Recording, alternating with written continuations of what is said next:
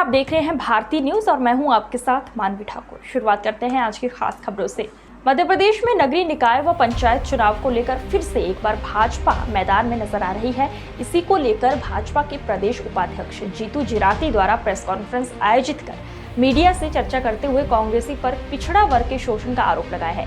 इंदौर में भाजपा के मध्य प्रदेश उपाध्यक्ष जीतू जिराती द्वारा प्रेस कॉन्फ्रेंस आयोजित कर बताया गया कि नगरीय निकाय व पंचायत चुनाव बिना ओबीसी आरक्षण करने के संबंध में आए सुप्रीम कोर्ट के फैसले पर मध्य प्रदेश सरकार पारित आदेश में संशोधित कर आवेदन दायर करके पुणे अदालत से आग्रह करेगी कि मध्य प्रदेश में ओबीसी आरक्षण के साथ ही पंचायत एवं स्थानीय निकाय चुनाव संपन्न हो।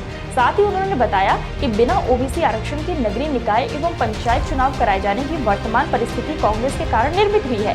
प्रदेश में तो 27% ओबीसी आरक्षण के साथ पंचायत चुनाव प्रक्रिया चल रही है और इसी के माध्यम से वार्ड परिसीमन, वार्ड का आरक्षण, महापौर तथा अध्यक्ष का आरक्षण, मतदाता सूची तैयार करें आदि समस्त तैयारी कर ली गई थी, जहाँ तक ओबीसी अन्य उम्मीदवारों द्वारा नामांकन दाखिल कर दिए गए। किंतु कांग्रेस इसके विरुद्ध हाईकोर्ट और सुप्रीम कोर्ट गई, जिससे होने वाले चुनाव काफी प्रभावित हुए हैं। इसी के साथ उन्होंने ओबीसी और पिछड़ा वर्ग को लेकर कांग्रेसी पर सवालिया निशान खड़े किए हैं।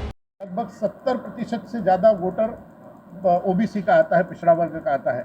मध्य प्रदेश में भारतीय जनता पार्टी की सरकार बनी। सरकार ने एक 600 पेज का पूरा एक तथ्यात्मक ब्यौरा तैयार करके आयोग के माध्यम से वहाँ पर ले जाने का काम हम सब लोगों ने किया। हम सब लोगों को ये भी पता है कि पिछले 70 साल से देश की आज़ादी के बाद से कांग्रेस ने हमेशा पिछड़ों को अपने साथ में लेकर के उनको सिर्फ अपना वोट बैंक समझा, लेकिन पिछड़ों की चिंता आज तक नहीं उन्होंने की। मुझे आपको बताते हुए गर्व हो रहा है कि 2014 की भारतीय जनता पार्टी की केंद्र की सरकार के बाद माननीय प्रधानमंत्री जी ने 2019 में ओबीसी को, पिछड़ा वर्ग को संवैधानिक दर्जा दिलाने का काम किया और हमारी सरकारें भी लगातार उस बात को लेकर के काम कर रही है। मध्य प्रदेश सरकार की भी उसी में चल रही है।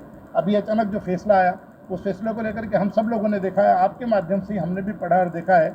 तत्काल ओबीसी के हक में, पिछड़ों के हक में माननीय मुख्यमंत्री जी अपने दो काबीना मंत्री को लेकर के जनरल सोलिसिटर के पास जाते हैं, राष्ट्रीय अध्यक्ष से जाकर के मिलते हैं। हमने कहा कि ये रिव्यू करना पड़ेगा। हम ये चाहते हैं कि सब उनको उनका अधिकार मिले और हमने इस पूरे विषय को लेकर के दिल्ली में भी जो बड़े ज्ञाता थे उनके पास जाकर के उनसे बात करी और जाकर के पार्टी के वरिष्ठ नेताओं से बात करी। हम आज भी अपने स्टैंड पर कायम है कि भारतीय जनता पार्टी की सरकार ये चाहती है कि चुनाव पिछड़ा वर्ग का पूरा आरक्षण हो। उसके बाद हम चाहते हैं कि चुनाव, हमने इस बात को लेकर के माननीय मुख्यमंत्री जी और विशेषज्ञों से बात करके, और सरकार भी इस बात को लेकर के बहुत चिंतित है और वो जाकर के हम इस बात को प्रयास कर रहे हैं कि चुनाव ऐसे होना चाहिए। अगर नहीं भी होते हैं तो भी भारतीय जनता पार्टी ने, माननीय प्रदेश अध्यक्ष जी ने, वी.डी. शर्मा जी ने, माननीय मुख्यमंत्री जी ने ये कहा है, घोषणा की है कि अगर ऐसा नहीं होता है, और क्योंकि माननीय सुप्रीम कोर्ट का आदेश है, उनका निर्देश है, तो अगर चुनाव होते हैं तो भारतीय जनता पार्टी जो टिकट अपने देंगे उसमें 27% से ज़्यादा इस वर्ग को आरक्षित करके, चाहे वो नगर निगम के महापौर का चुनाव हो, चाहे नगर पंचायत के अध्यक्ष का चुनाव हो, चाहे नगर पंचायत अपना ग्राम पंचायत में सरपंच का हो, चाहे हम इस व्यवस्था को लेकर के ही इस पूरे काम को आगे बढ़ाने का काम करेंगे। हमेशा से कांग्रेस ने छलने का काम किया, झूठ बोलने का काम किया। इसी तरह का कभी भी कमलनाथ जी किसी भी बात को उठा करके कुछ भी बोल देते हैं कि 27% हम आरक्षण देने का काम करेंगे, लेकिन वो होगा कैसे, उसके ऊपर आज तक काम करने का प्रयास उन्होंने कभी नहीं किया। आए दिन उनके लोग कुछ न कुछ स्टेटमेंट देते रहते हैं।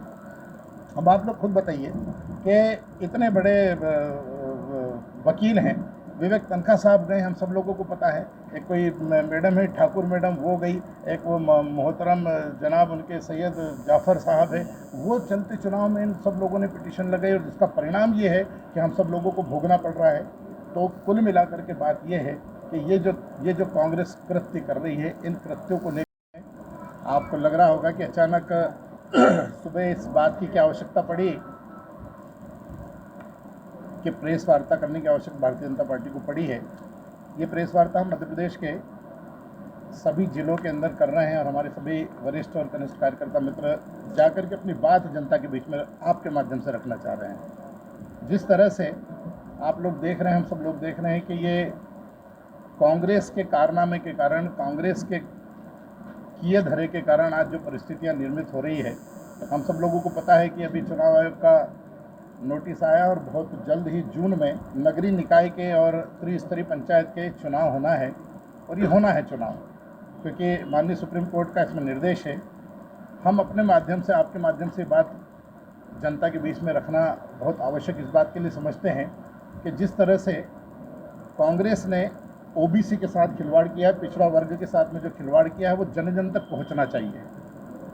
आपको और हम सबको ये विदित है कि अभी पिछले कुछ महीने पूर्व में ही चुनाव संपन्न हो जाते, चुनाव की प्रक्रिया भारतीय जनता पार्टी की सरकार में शुरू हो गई थी, फॉर्म तक भरा गए थे पंचायतों के, लेकिन अचानक कांग्रेस को ये पता था कि उनकी धरती हिलने वाली है, उनका जनाधार बिल्कुल शून्य के समान है।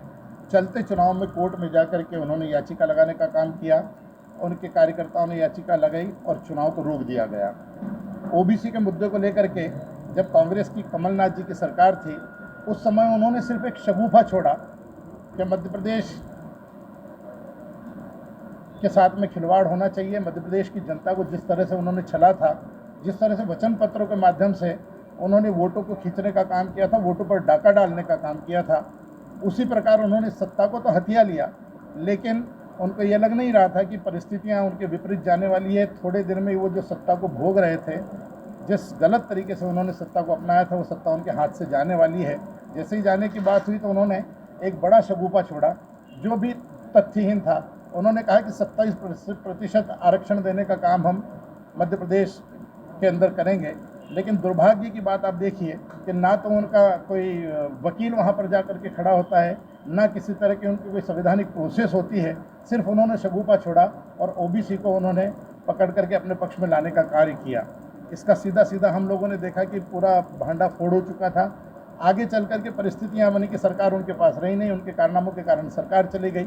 सरकार जाने के बाद जब ये चुनाव होने की परिस्थितियां बनी तो हम ये भारतीय जनता पार्टी शुरू से मांग कर रही है, हम अभी भी कह रहे हैं कि चुनाव ओबीसी के और आरक्षण के अंदर ही होना चाहिए, क्योंकि मध्य प्रदेश में अगर आज की खबरों में बस इतना ही। देखते रहिए भारतीय न्यूज़। नमस्कार।